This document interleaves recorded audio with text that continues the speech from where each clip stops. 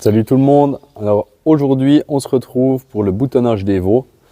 Donc suite à la vidéo que j'ai fait l'autre jour, je vais aller boutonner les deux veaux qui sont derrière moi. Je vais boutonner aussi la petite génisse qui avait failli se noyer et la grosse vache qui se préparait à véler. Malheureusement elle portait des jumeaux, les deux étaient morts dedans. Et du coup, on a dû faire venir le vétérinaire pour nous aider à les sortir parce que c'était très compliqué. Il y en a un qui venait en siège. Je sentais 4 pattes à l'intérieur de la vache. En fait, je sentais les 4 pattes du même veau. D'habitude, on sent, quand c'est des jumeaux, il y a 2 pattes d'un premier jumeau et puis un peu plus loin, on sent les 2 pattes du deuxième. Là, c'était les 4 du même. Il n'y avait pas de place pour les retourner, donc on a fait tout ce qu'on a pu. Le vétérinaire nous a vraiment beaucoup aidés. Sans lui, on n'aurait en fait clairement pas pu les sortir. Et comme les veaux étaient morts dedans, on doit soigner la vache aux antibiotiques en espérant qu'elle se remette bien parce que c'était vraiment un vélage compliqué. Et le vétérinaire a même pensé à un moment donné qu'il fallait qu'on endorme la vache. Donc qu'on l'euthanasie en fait parce qu'il pensait qu'on n'arriverait pas à les sortir et finalement on a réussi. Donc voilà, c'est un peu particulier, mais on a perdu 2 veaux, mais on a sauvé une vache. Donc c'est les joies du métier aussi, ça fait partie de l'élevage. Et puis on est content que la vache soit vivante. On espère qu'elle se remette bien, qu'elle puisse continuer de vivre avec nous de notre troupeau. Et puis qu'elle nous refasse des veaux par la suite. Mais maintenant, on se colle à l'étalonnage des veaux.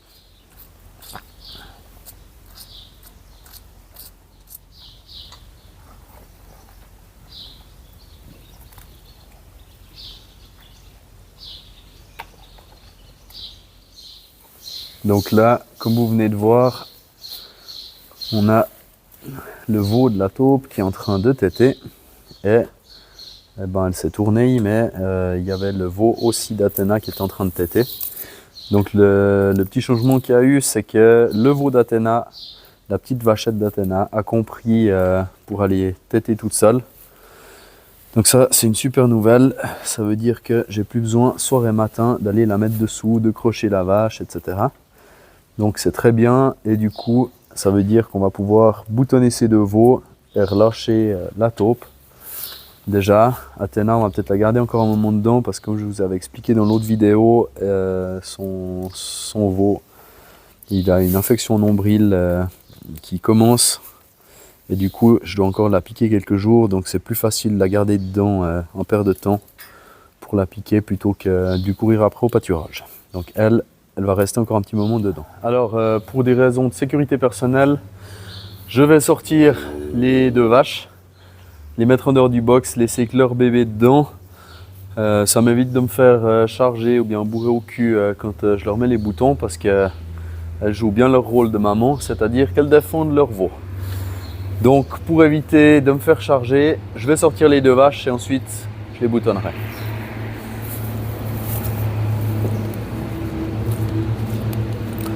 Donc j'ai commencé par ouvrir la barrière pour pouvoir les envoyer dans le box d'à côté. Théoriquement, les veaux ne devraient pas suivre. Voilà, il y a un grand, il y a un poulette. Voilà. Et oui, je sais. Hop hop. On y va. On y va. Allez les filles.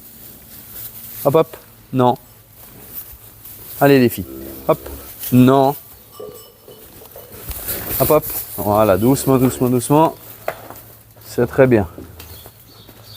Voilà, je vous remets avec vos bébés dans un tout petit moment, hein. Surveillez depuis l'autre côté. Voilà, je vais prendre mon sac pour le boutonnage et la corde que j'ai là qui va me permettre d'attraper les veaux. Donc je vais attraper le premier. Après, je vous montre comment on fait.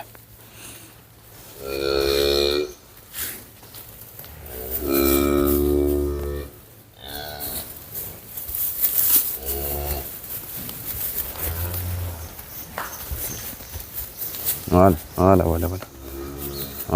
doucement. Et.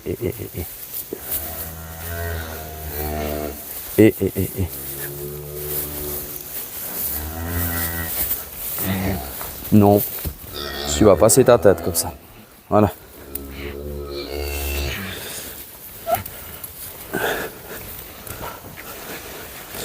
Alors ce que j'aime bien faire, là, c'est un nœud anti-étranglement. Parce que là, j'avais fait un nœud coulant pour l'attraper. Ensuite, je fais un nœud anti-étranglement. Ça évite, comme son nom l'indique, qu'ils finissent à moitié étranglés. Parce qu'ils n'ont pas du tout l'habitude d'être attachés. Ce qui est normal. Et du coup, ils tirent. Mais quand ils tirent, ils s'étranglent. Quand ils s'étranglent, ils se rappellent que ça fait mal. Puis la fois d'après qu'on veut les attraper, eh ben, ils ne se laissent plus attraper. Qu'un nœud anti-étranglement, ça limite ce risque. Voilà. Bien loupé. Bien loupé. Hop, hop, hop. Oui, grande.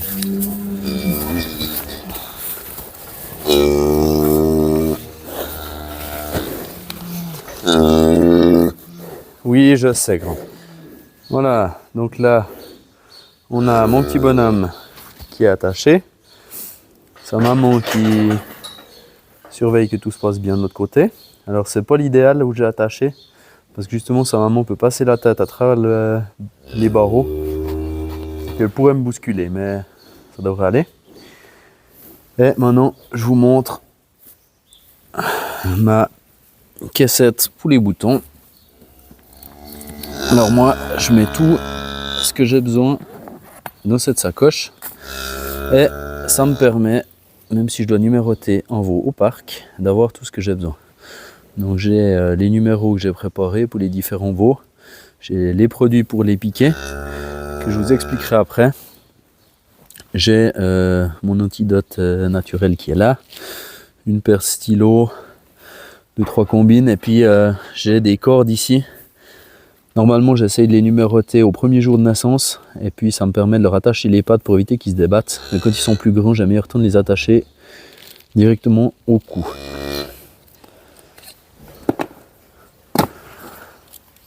Alors là, je commence par lui mettre les numéros donc obligatoires. Numéro BDTA. Ça, c'est obligatoire pour chaque bovin. Et moi, je rajoute un numéro qui est propre à ma ferme.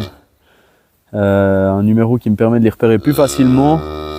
Vous expliquer en 2 mots, l'année 2024, c'est le 4 qui est là qui va me permettre de reconnaître que c'était l'année 2024. Le 1, c'est les mâles. Le 2, c'est les genisses. Donc si c'était une génisse, ça serait marqué 24 à la place de 14. Et le 14, ici, c'est que c'est le 14e veau qui est né dans l'année. Comme ça me permet, en un clin d'œil, de situer un tout petit peu si c'est un mâle, une femelle, quelle année il est né, et puis le combienième veau c'est dans l'année, donc je sais plus ou moins quand il est né. Au-dessus, il y a le numéro de la mère, que s'il sort du parc ou comme ça, on peut retrouver le numéro de la mère et puis on reconnaît. Et ça, c'est ce qui est devant, et ce qui est derrière, j'ai de nouveau le 14-14, et puis je marque la date de naissance, donc il est né le 8 juin. Et maintenant, on met les boutons. Alors.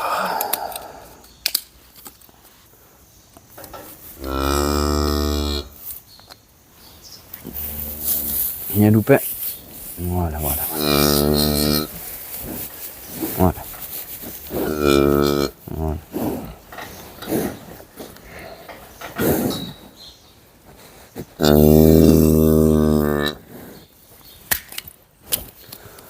Un bouton demi. Ensuite, je lui mets mon numéro. Voilà. Bien chouchou.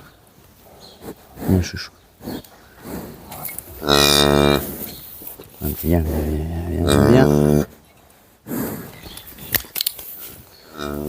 Deuxième numéro et le troisième.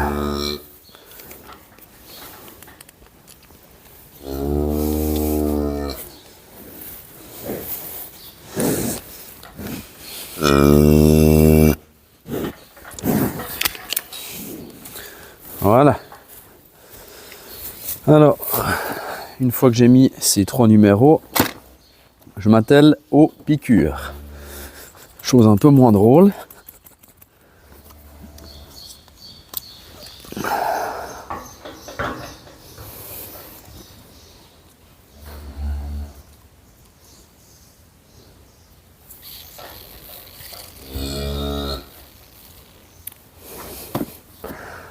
Alors là, j'ai pris un produit qui s'appelle le Feridex. Donc c'est un complément en fer. C'est le premier que je mets parce que c'est celui qui est le plus foncé. Ça c'est personnel, on s'en fout un peu. Et en mettant celui qui est plus clair après, ça me nettoie la seringue. Ça fait que la seringue ne reste pas toute noire à cause du fer. Donc là, c'est un complément en fer. Et ensuite, je lui mettrai un complément en sélénium. Comme ça, je suis sûr que je mets toutes les chances de mon côté pour le démarrage du veau. Donc je le fais systématiquement à tous les veaux. Bien chouchou.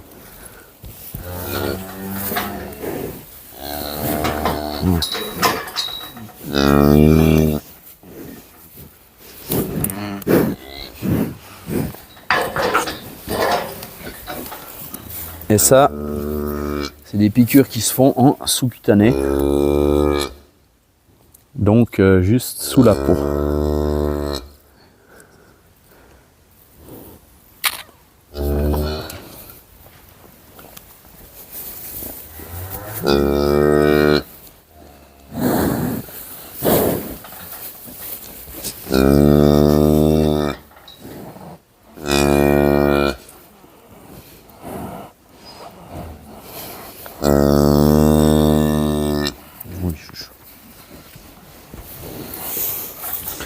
Voilà.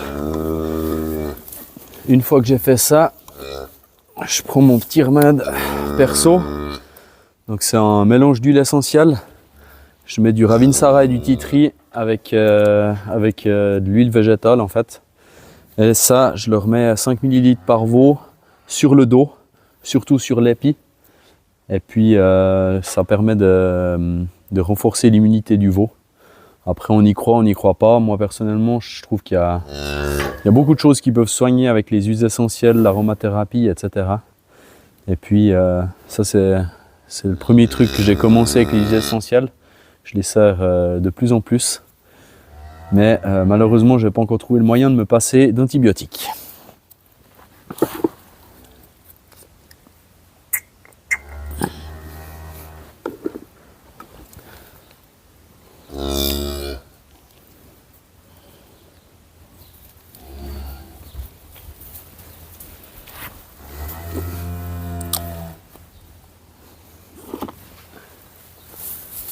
Pendant que je lui mets les huiles essentielles, viens Loulou, viens. Non, tu peux pas passer.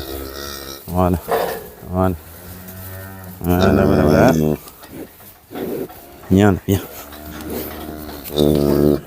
Pendant que je lui mets les huiles essentielles, je vais passer ma main sous son ventre et juste contrôler qu'il n'ait pas d'infection au nombril. Voilà, qu'il est calme. Donc là en fait je palpe le nombril sans toucher le bout pour éviter qu'avec mes mains je contamine quoi que ce soit. Mais là c'est tout mou, c'est tout souple, il n'y a rien de gonfle. Donc c'est tout en ordre pour ce veau là. Donc lui je vais pouvoir le laisser repartir. Un chouchou. Bon. Oui, oui. Voilà, donc petit loulou, on va te laisser repartir. Ça, tu pourras retrouver ta maman tout à l'heure.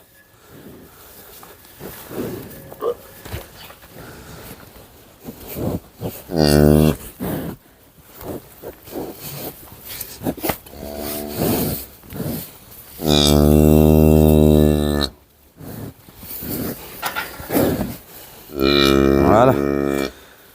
Et maintenant, on va choper nos petites poulettes. Alors, l'avantage que j'ai avec cette poulette, c'est que, comme je vous ai expliqué l'autre jour, je lui ai mis un collier. Ce qui me permet de l'attraper beaucoup plus facilement que l'autre. Bon, elle est un petit peu moins vigousse aussi. Voilà. Viens choupette. Viens choupette. Comment ça, tu veux pas aller en avant? Si, si. Viens, viens, viens, viens, viens. Voilà. Non, non, non, non, non, tu vas me verser mon bac, toi.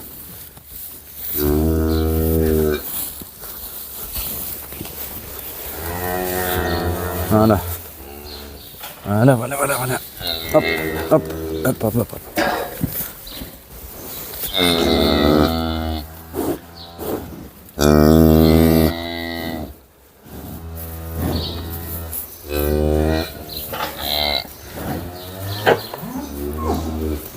Voilà. On a attrapé ma poulette. On va lui réduire un petit peu sa corde, histoire qu'elle ne joue pas trop la trignolette.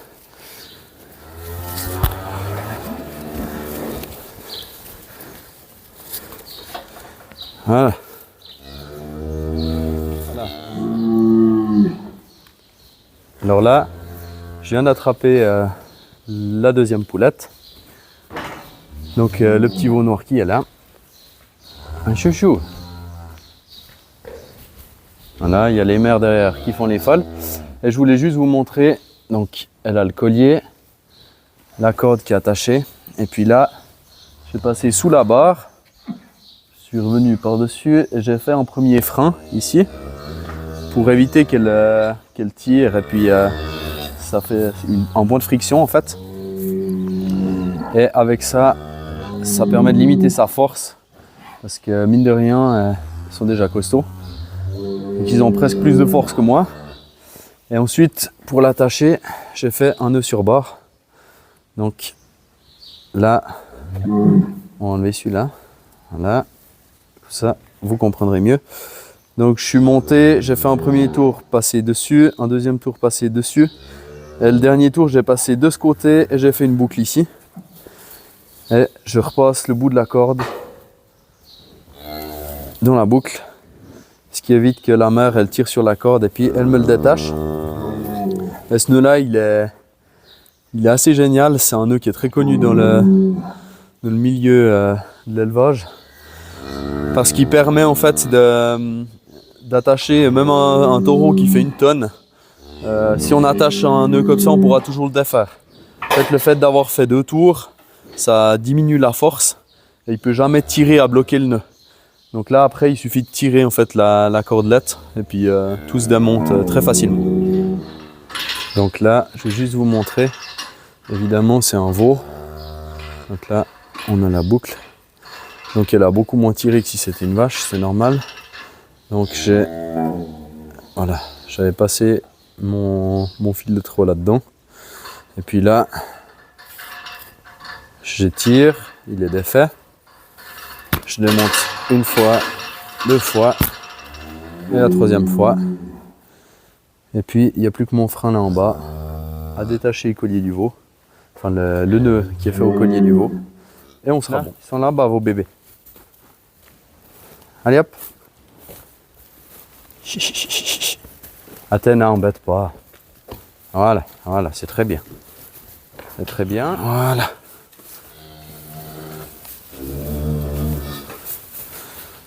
Voilà. Les vaches sont retournées dans leur box. Elles ont retrouvé leur bébé. Et maintenant, on va s'occuper du prochain. Alors là, on a Fuyarde. C'est donc la vache qui avait les 2 jumeaux qui étaient morts à l'intérieur. Alors elle se lève bien, elle a beaucoup baissé en température. Elle avait 40,5 de fièvre. Et ce matin, elle avait 37,5 suite à l'administration des antibiotiques et autres médicaments qu'elle a eu. Donc ça a l'air de plutôt bien se passer pour le moment. On va suivre ça et puis on verra. Alors là, je vais commencer par bloquer la mère au cornadi. Ça m'évitera en fait de la sortir du box. Et puis je vais pouvoir numéroter son veau et ensuite le mettre dessous pour qu'il puisse téter. Voilà, j'ai pu crocher la mère. C'est un petit peu délicat parce qu'elle n'aime pas se faire crocher là-dedans. Même si je fais téter son petit veau puis qu'elle sait que c'est pour le bien de son veau et d'elle.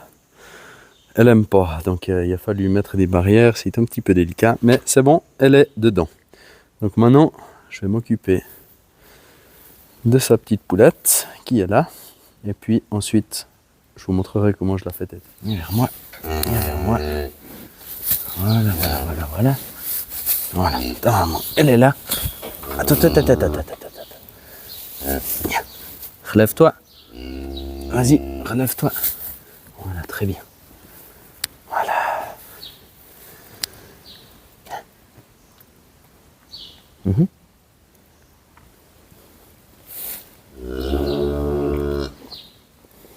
Voilà, viens. Avance-toi un petit peu.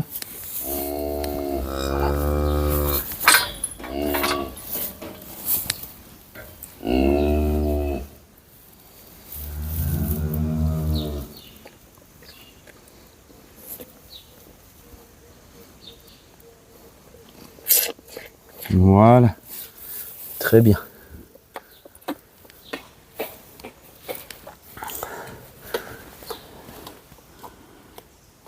Alors là, je viens de la mettre au treillon. Et voilà, elle a lâché. Donc soit elle va réussir à le reprendre toute seule, ce qui serait le top. Soit il va falloir que j'aille la remettre. Et là, comme elle a un peu faim, j'imagine qu'elle va chercher un petit peu en s'énervant. Et puis du coup, elle va retrouver les trayons. Si elle ne les trouve pas, après elle part et elle abandonne. Ils sont souvent comme ça. Donc, je vais la remettre. Voilà. Oui, celle-là. Celle-là. Non, plus bas.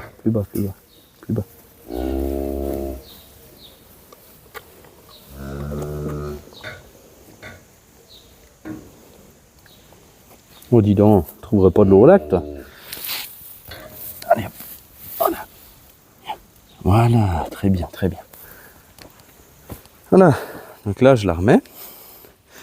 Et puis, on va attendre qu'elle tète, qu'elle se remplisse de lait. Et la remettre jusqu'à ce qu'elle veuille plus au treillon. Comme ça, on est sûr qu'elle aura bu suffisamment. Et puis on espère qu'elle puisse trouver par la suite comment reprendre les trayons. Voilà. Alors là, petite nouveauté, elle est au trayon de derrière. Puis ça fait 2 fois qu'elle le lâche. Là, elle vient de le lâcher et apparemment elle l'a repris toute seule. Donc le quartier de derrière, elle arrive à le prendre toute seule. Puis celui de devant, pas encore, il est un petit peu plus gros. Mais il y a déjà un bon début si elle arrive à reprendre le trayon de derrière toute seule. C'est que c'est sur la bonne voie et puis elle va bientôt être capable de prendre les 4 trayons toute seule et se lever pour aller téter sans que je lui apporte mon aide. On arrive à la fin de la vidéo. Moi je vais continuer de mettre le veau d'Amulette dessous si elle relâche les trayons. Et puis je vous dis à très bientôt pour une prochaine vidéo. N'oubliez pas de liker, de vous abonner. Marquez vos questions dans les commentaires, j'y réponds avec grand plaisir. Et à bientôt.